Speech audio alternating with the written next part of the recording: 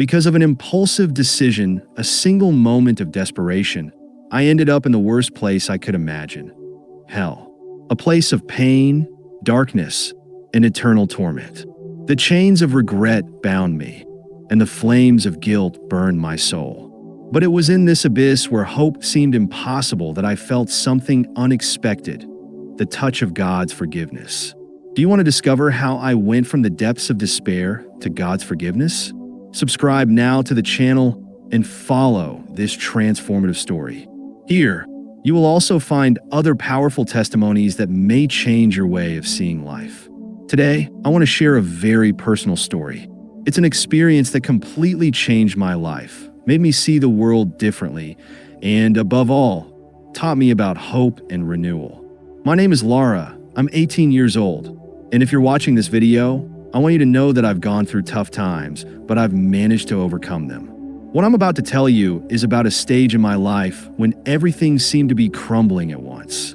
It was a common sunny day when I woke up and prepared for another day of work at the restaurant. The smell of fresh coffee and newly baked bread filled the air, and I used to love it. The restaurant, a small and cozy place, was like a second home. I spent hours there serving customers who came in with smiles, eager for their meals. I always enjoyed serving people, seeing their faces light up when they received their food and drinks. The routine made me feel alive, and I believed that work was an important part of my life. But that day, something was different. When I arrived, I noticed a tension in the air. Management was gathered at a table, and worried faces turned towards me. Within minutes, the manager called me over and, with a serious expression, informed me that the restaurant was facing financial problems and, unfortunately, we would have to close our doors. Those words fell on me like a bucket of cold water. I wasn't prepared to hear something like that. It was a direct hit, and the reality of being laid off began to settle in my mind like a fizzy drink overflowing. The feeling of insecurity took hold of me.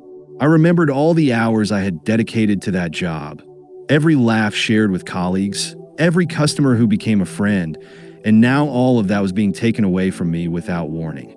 Days later, as I calculated how long I could survive without that job, something inside me began to break.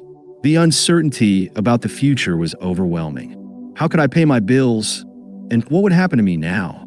As the days passed, the situation only worsened. The layoff wasn't just a financial issue. It greatly affected my self-esteem and my view of myself.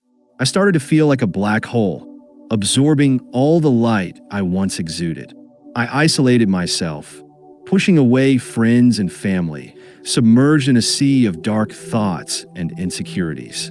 I didn't want them to see how lost I was, but the universe seems to have a strange way of making things worse.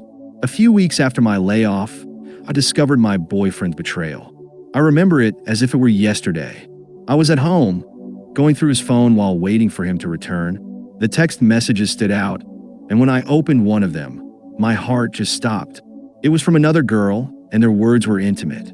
The world around me began to spin, and I couldn't process what was happening. My chest tightened, and an intense pain settled there. My body reacted before my mind did, and a wave of sadness and anger overwhelmed me. The feeling of betrayal was devastating, as if someone had plunged a knife into my heart. I repeatedly asked myself what was wrong with me, making myself believe that it was all my fault, that I wasn't good enough. This only increased the hole I was already sinking into, and I began to live in a state of denial. I saw the faces of the people I loved, but I couldn't connect with them. My friends tried to cheer me up, but their efforts were like trying to light a flame in the midst of a storm. I was too far gone to recover. My routine became more unbearable over time. I was sinking into a depression that seemed to have no end. Nights were lonely and long, filled with tears and murky thoughts. The memories of the restaurant, the laughter, and the light conversations turned into distant echoes. My body began to show signs of this internal struggle. I didn't eat, I didn't sleep, and I was constantly tired. Finally, I reached a breaking point. One night, while looking out the window at the sea, something inside me broke.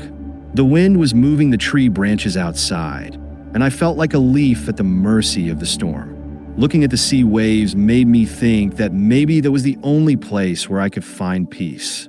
I thought about throwing myself into that turbulent sea as if it could wash away all the pain I felt. So I did. The next day, I went to the edge of a bridge that crossed the river. The sky was cloudy, and I still had his face imprinted in my mind as I looked down at the water. My heart raced. I was in a trance, as if observing everything from afar.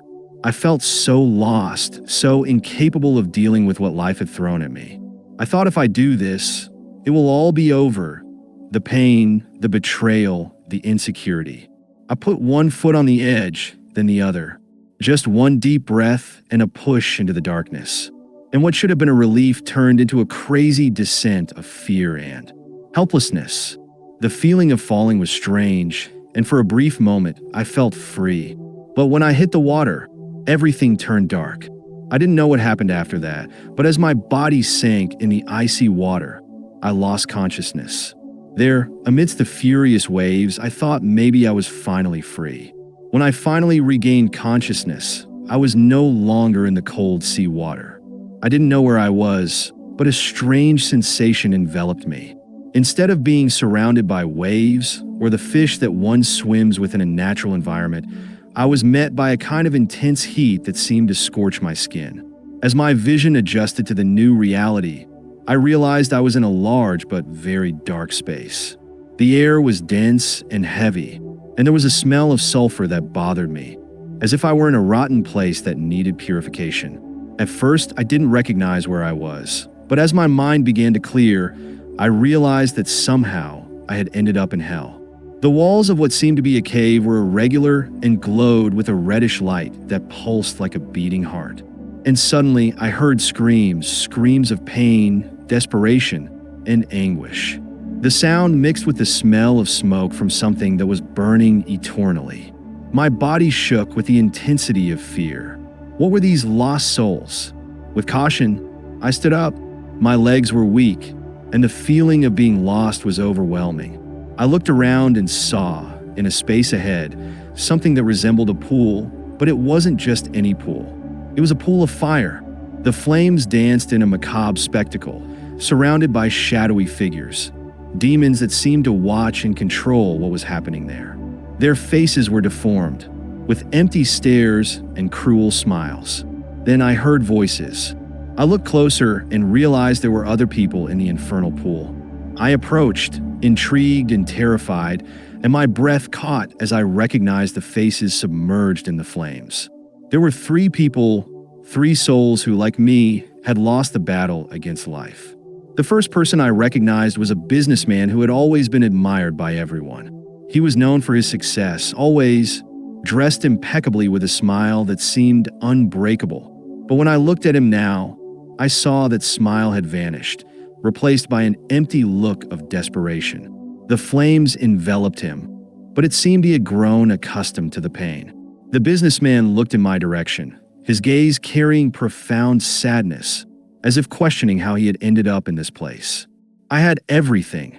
His voice trembled with the intensity of his pain. A successful company, fame, money, but when everything started to crumble, I realized I had no one by my side. Loneliness consumed me until I couldn't take it anymore. I thought ending my life would be the solution. He gestured towards the pool of fire, as if each wound he bore would intensify with every word he spoke. Now I'm here, consumed by what I myself have created. I looked at him, feeling a mix of compassion and horror. He was an example of what misguided ambition can cause. The desperation and sadness in his gaze were so deep that I couldn't look away. The next person I found was a childhood friend whom I hadn't seen in years. He had a sparkle in his eye and a contagious joy that I always remembered from simple moments like running through the streets of our neighborhood, riding bikes carefree, and making plans for the future. But now, he was submerged in the flames, screaming in anguish, and the sparkle I knew had completely vanished. I shouldn't be here, he sighed, looking at me with a gaze that mixed regret and pain. Life seemed like a burden. The bullying, the pressure from studies, I couldn't take it. No one realized how much I was suffering. One day, I decided it was enough. I couldn't bear it anymore. I found a way out and thought I was escaping, but now look where I am." He made a broad gesture towards the environment around him, with demons laughing in the distance. The flames licked his body, and I could see the pain etched on his face. It was distressing to see someone who once was so full of life now trapped in endless torment. Now I saw a dazzling woman amidst the pain and suffering. She was a famous actress, known worldwide for her beauty and talent, always surrounded by admirers and fans. Yet deep down, she fought internal demons that no one could see. Fame is not all it seems. She turned to me, her eyes filled with tears that burned like acid. Everyone wanted a piece of me, but no one wanted to know who I really was. The emptiness was unbearable, and every award, every applause, only made me feel more distant from myself. I tried to fill that void, but I never could. In a moment of desperation, I thought I might finally find peace. Now I'm just a shadow of what I was. She let out a lament that resonated among the flames, and I realized how lost she was, just like me. As I listened to their stories, I realized that they were all driven by pain, loneliness, and the search for relief. With every word, I couldn't help but imagine myself in their places. It was as if we were all connected by an invisible thread of suffering. Hell was full of people like us, victims of our own choices, engulfed in self-pity and sadness. The atmosphere around us was dense, and demons were always present, watching our conversations with hungry looks, as if they wanted to absorb all the pain and desperation we were sharing. They whispered poisonous words, trying to separate us and make us feel even more alone. "There's no way out for you," one of them said with a sarcastic laugh. "You've made your choices, and now it's time to face the consequences." It was then that I began to feel a different vibration, and a very strong light emerged from above, blinding my vision. As I moved closer to the light, I realized it wasn't just light. It was a presence, a loving energy that seemed to embrace each of us. And then, when the light finally intensified to its maximum, I saw a radiant figure appear before us. It was someone I would recognize anywhere, Jesus. His face radiated love, compassion, and deep understanding. He was there in the midst of hell, like a beacon of hope for all those lost souls. As we ran towards that radiant light, a new environment began to emerge around us. The intensity of the heat in the flames decreased, as if the very darkness was receding. My heart beat with a mix of fear and hope, and the light before me seemed like a warm embrace, the promise of a new beginning. When we approached even closer, I realized that light was not just a physical presence, but a sublime energy that enveloped everything around us, dispelling shadows and alleviating pain. And then the figure that I would recognize anywhere became clear. It was Jesus. His countenance reflected profound love, compassion, and understanding. "He's come to find you." I was paralyzed for a moment as tears streamed down my face. His presence was intense, as if verbalizing all the painful feelings I harbored inside. It seemed he understood everything I had gone through. "I don't know how I got here," I murmured. He approached me, and a sense of peace surrounded his figure. "You didn't come here by chance, Lara. Your soul is struggling, and I am here to offer you a new opportunity." I felt a mix of hope and incredulity. But how?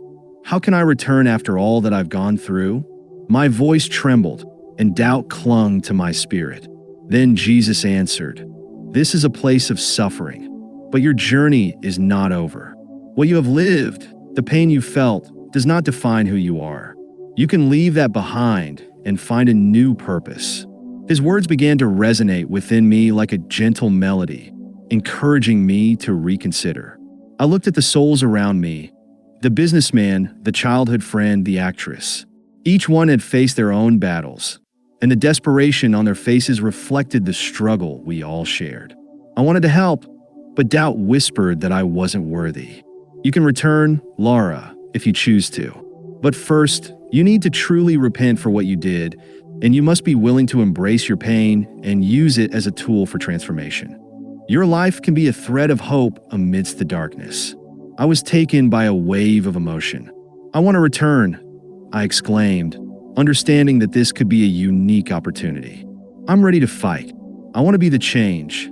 With those words, the light enveloped my entire being, liberating me from the surrounding darkness.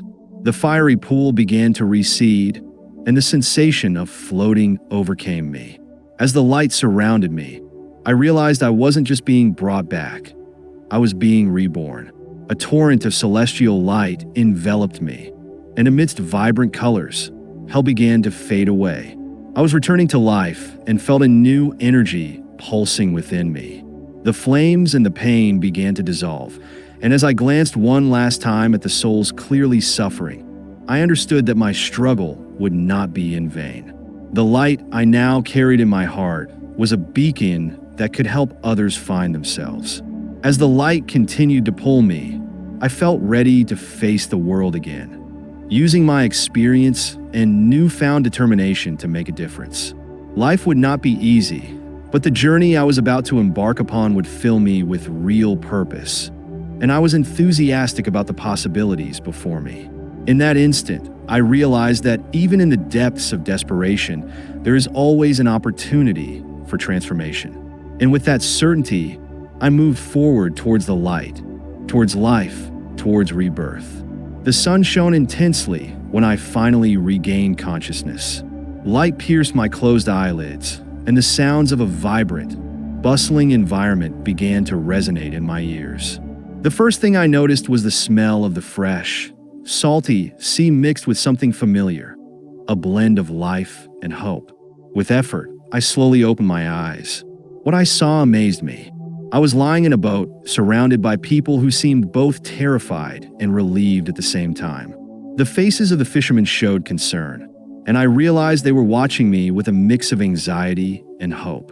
"She's awake," one of the fishermen exclaimed in relief. "Someone bring her a glass of water." Feeling the energy around me, my heart began to race. Confused memories of what had happened crowded my mind, trying to find a place to belong. I remembered being on the bridge, the leap, and then the flames around me. I had been in hell. "Calm down, young one, drink this slowly," said a man with a firm voice as he held a glass.